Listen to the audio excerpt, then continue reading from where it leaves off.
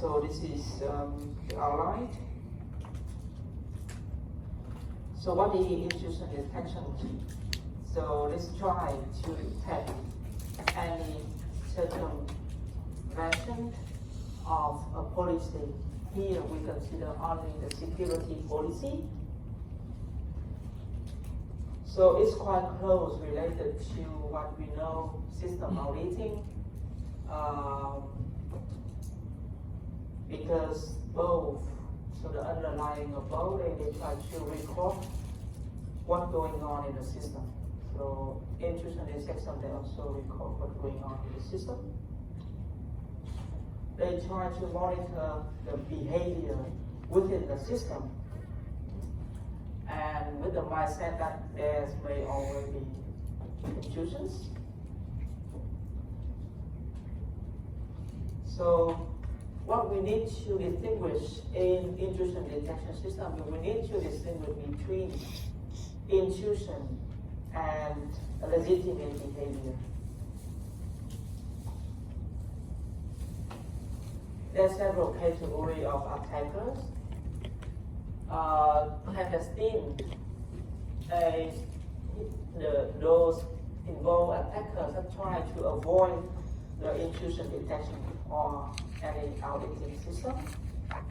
Masquerader, they try to pretend to be legitimate users. For example, if Oscar had guessed the Alice password, then Oscar can masquerade Alice. Okay? The next one is Misfeature. Misfeature, they are actually the legitimate users, but they are misusing their privilege to do something. And for this kind of attacker, that is hard to detect because they actually legitimate users. They are common between masquerader, misfeature, and legitimate, because all three have password, right? And they have passwords, so they are action like legitimate users. But how can we distinguish between them?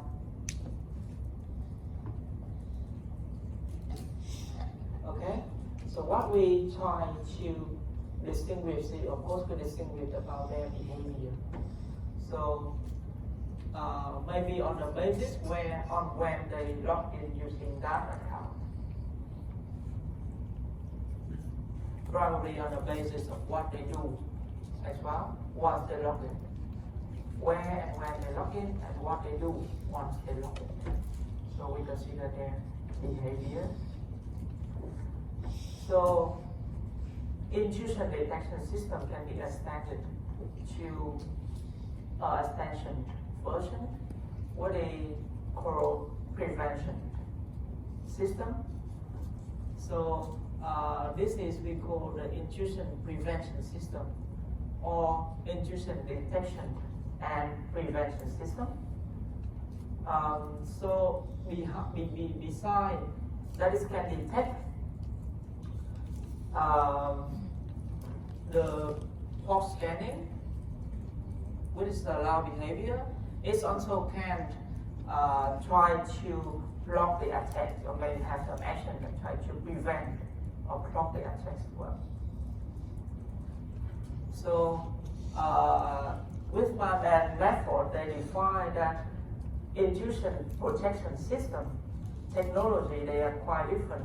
They're different from intrusion detection system by one characteristic that we just mentioned, that it can respond to a detected threat. So the detection system just detected, okay, there is a threat, but for prevention, they can't respond to it. Okay? And try to prevent the attacker from succeeding. So when talk about the behavior, that we should define what does it mean by normal behavior and abnormal behavior. Because abnormal behavior may have some sign of attackers. So here are three characteristics to use defined by Daniel for normal system behavior. So the first, the interaction between subject and object should follow some statistics. Like you log into the system 8 hours a day from 9 to 6, 9 to 5, and should follow those.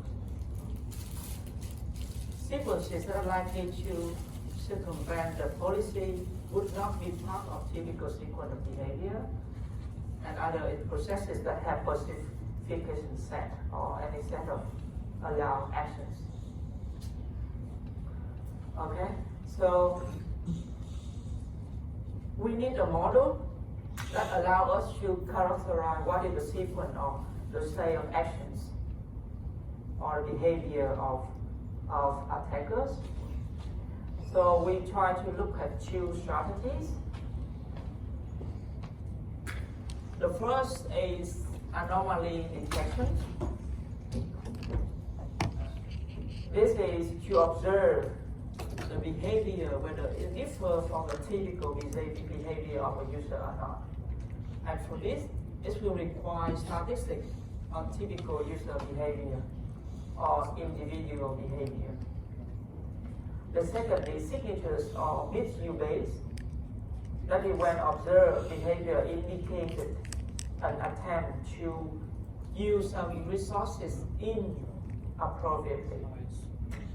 So this will require that we know some pattern of the attack, so that we can recognize their signatures. Because every attack, when they have it, they have the name and we have signatures, and we observe the pattern and we have a signature. So we should know that what is the pattern of it before. So in a sense that anomaly approach the attempt to define normal or expected behavior, where signature they approach, they try to define improper behavior. So what is the goal of intrusion detection? We have two goals. First, we try to detect all the intrusion, internal and external. And dynamic in the sense that we have a capable of learning or taking into account any current attack or user behavior. Third, timely. So we need to provide information at a point in the time that is still useful. So be clear and concise in the record of the result of analysis, and should be accurate. So we come back to 4 positive and 4 negative that we already met in our communications.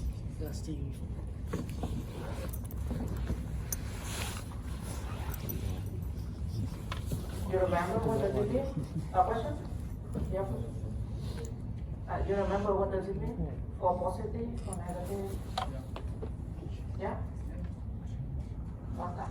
In context of authentication.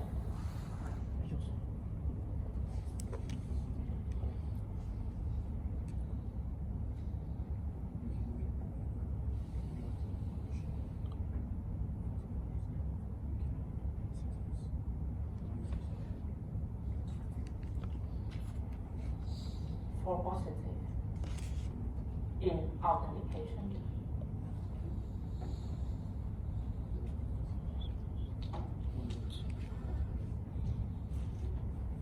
You can log in, but then you cannot access. The false positive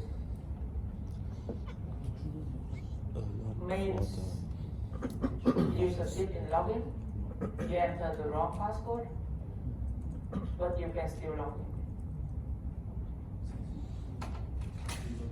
Okay? So this is false positive. It's like you go through, but then it's not correct. It shouldn't be you. And for negative,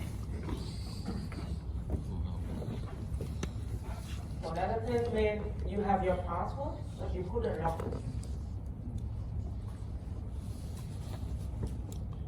So you couldn't log into your account. this is something wrong. Okay, so this we come back to the context of intrusion detection. So for positive, if when making a match, you can log in, but you shouldn't have a match. You should not be able to log in. In an intrusion detection system, we will be aware of false positive. But we wouldn't have been with authentication, the content of false positive. For negative, even when we don't like any match, but we shouldn't have. So this time, intrusion detection system, where we are unaware, the authentication system, we are aware. What's that?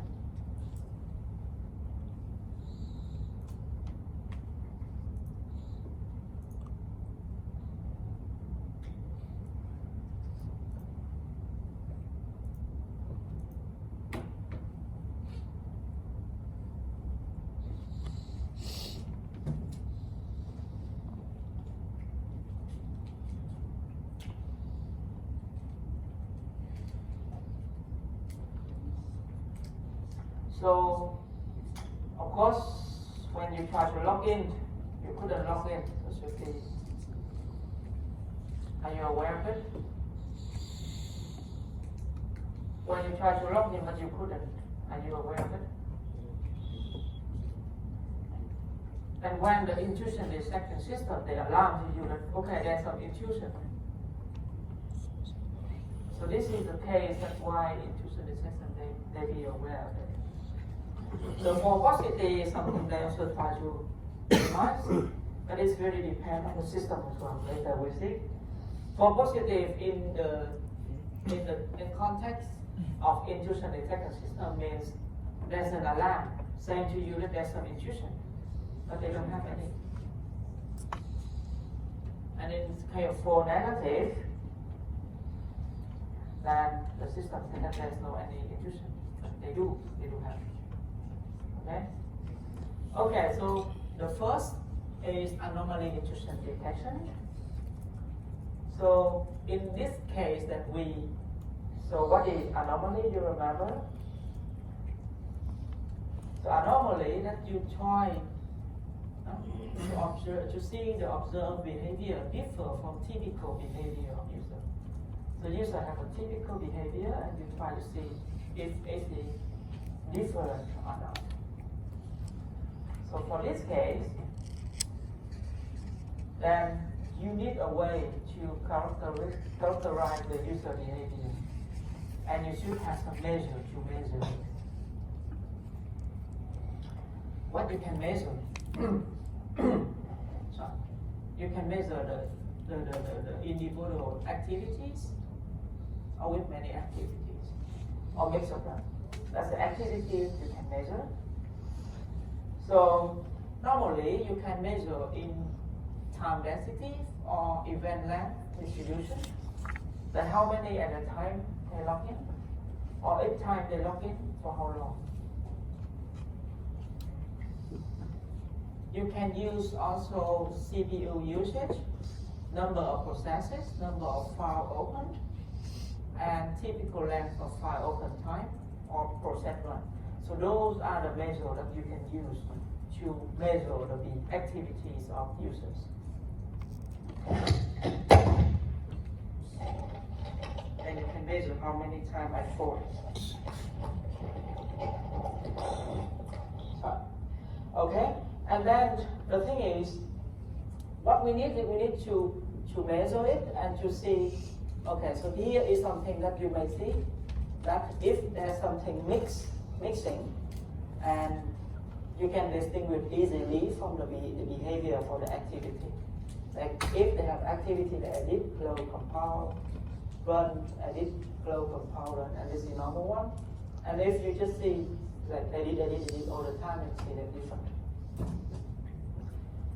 And in anomaly, you just use some statistic to see the difference between the measures.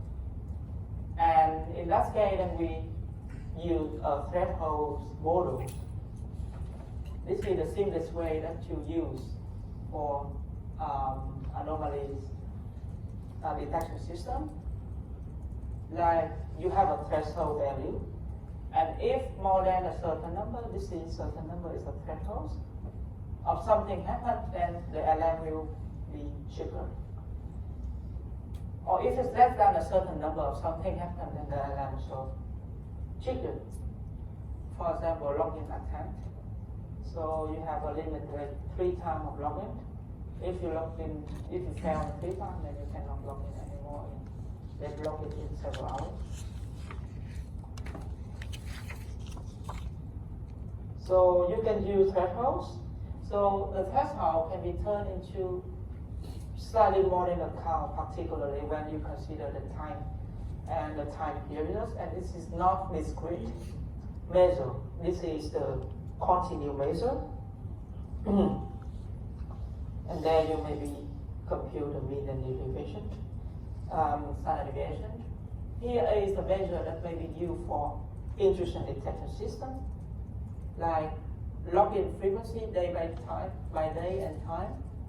And the model you use is mean and standard deviation. And this is corresponding to the type of intrusion. I mean, intruders may likely to log in during off hours. So the measure you have is the login time by day and time of user, like for 9 up to 5, for example. And then normally the intruder may try to log in other time.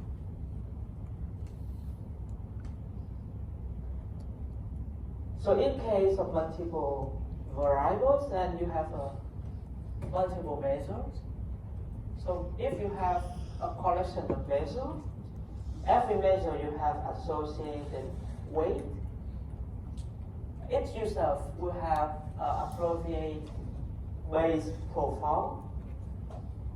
To process system, we measure the active profile as well.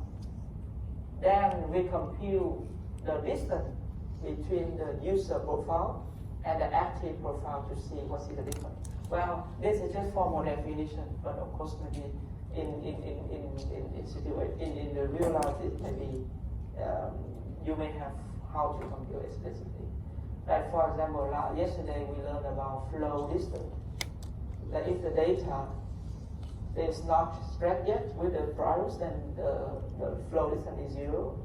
And then if it's infected, another 1, then its flow distance is 1, and then it's increasing. That we learned yesterday in virus. You forgot it. Okay, so anyway, we compare some kind of standard or the active profile with the user profile to see what's the difference. And then every measure there they have a weight.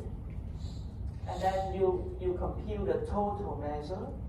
And this total measure has to be less than threshold. Then this is okay. If it's over the threshold, then the alarm will be triggered. Okay? So this is just in case of computing in some explicit example that you may have some explicit formula how to compute it, but this is just the way, the idea that you compute by some statistic measure, try to compute a measure of user profile and then some active profile to see what is the difference between the user activity and the standard one, maybe active one. And then you see whether they over the threshold or not. If it's over the threshold, then you see there's something abnormal. For example, every employer, they're working from 9 up to 5, so 8 hours, and then for the 5 days a week, so 40 hours. So like the threshold of their login time is maximum 40 hours. So if in that week, you see that the login time of that user may be more than 40 hours, like 50 hours, 60 hours, then of course there's something off time that this is logged in, and maybe this is the chase of intruders. They try to log in not in the working hour, for example. So So that is the threshold.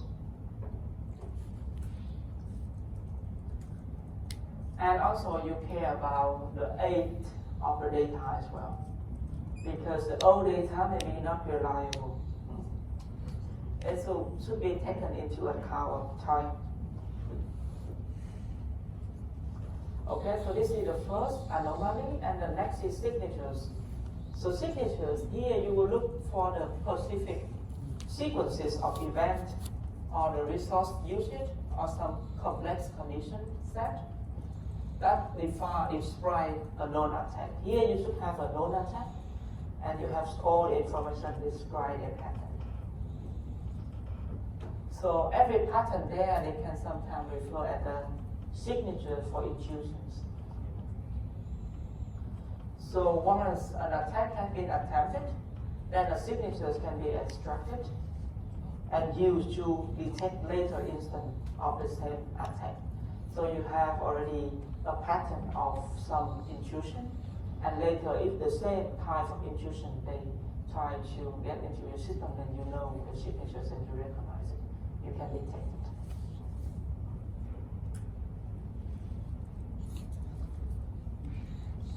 Okay, and then if the set of actions by a user they match to a set of known rules, then intrusion may be reported because the known rule, the known big pattern of the pattern is known. And if it matches, then maybe you report and you see some attack. And in the system, they also have some kind of expert system. They often to use you to analyze some data. And there are some examples of those. The first intrusion detection system in our time, IDOT. So they try to monitor all the audit logs and look for the sequence of events that corresponding to an attack. Another one is STAT and network flight recorder. So STAT is trying to monitor the security state of the system. So if it's go from a less privileged state to a more higher privileged state, then it will be not monitored. The network flight recorder, they will take the packet from the network and try to filter it, and then the backend will be written to the disk. And administration, they can request information when they need without impacting any performance of the network. Okay, so here is the architectures of intrusion detection system and intrusion detection and prevention system. The architectures, they involve agents, director, and notifier. So agents, they will try to gather information from loggers, from sensor, and perform some analysis. And there should be a lot of agents. And then the director here, they will gather information from agent, and he also performs some more analysis. And then notifier, they will notify. So agent, they try to collect data from sources, so including log file, network, or other processes. The agent will pre-process information before sending the report to the directors. So director then can, however, request more information about the agent if he needs. They ask them to provide more information.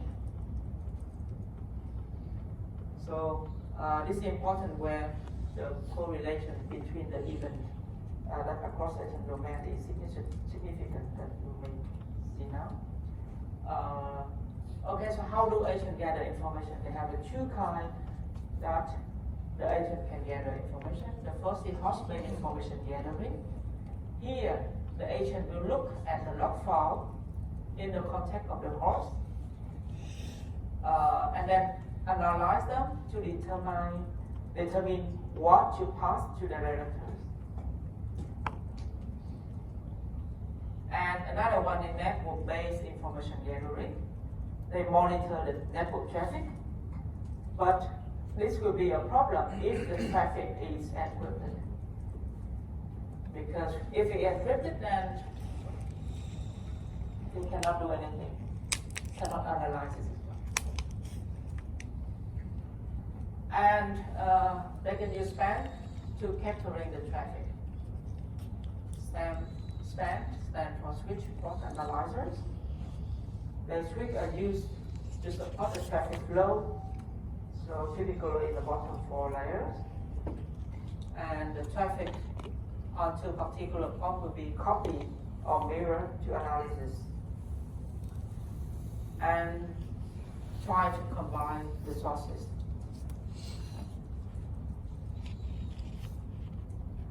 So in Linux, if you stand for the system level view, then application log may be not sufficient. And conversely, if you stand in the application level view, the system log are not sufficient. So that's why you need the mix or combine resource information for both system level and application level.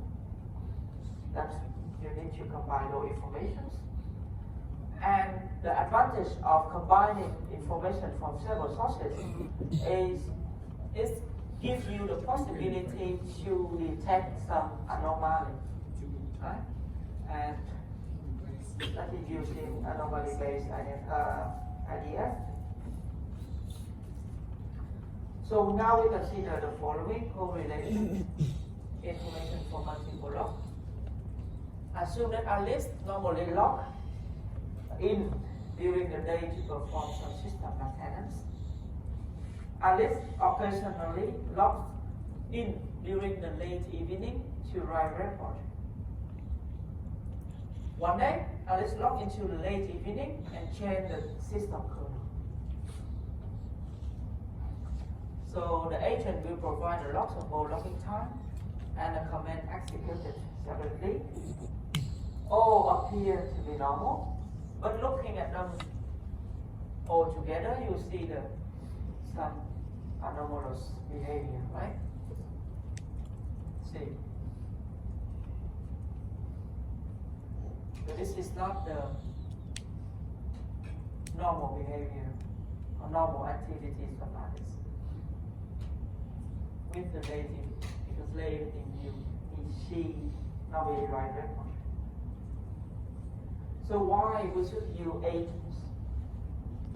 Because the traditional intrusion detection system, they have one point of failure as a director. So what happens if director is found?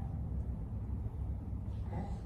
So to overcome this, we need to have multiple components and multiple agents in particular that they work independently,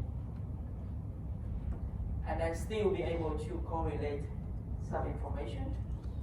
If one agent is attacked, some other agent can still monitor the traffic. But of course, it will have a trade-off that the cost is higher. Okay, so that's what agent do. So what director will do? So director getting information from agent, he will analyze more, and he have a system called intrusion detection expert system.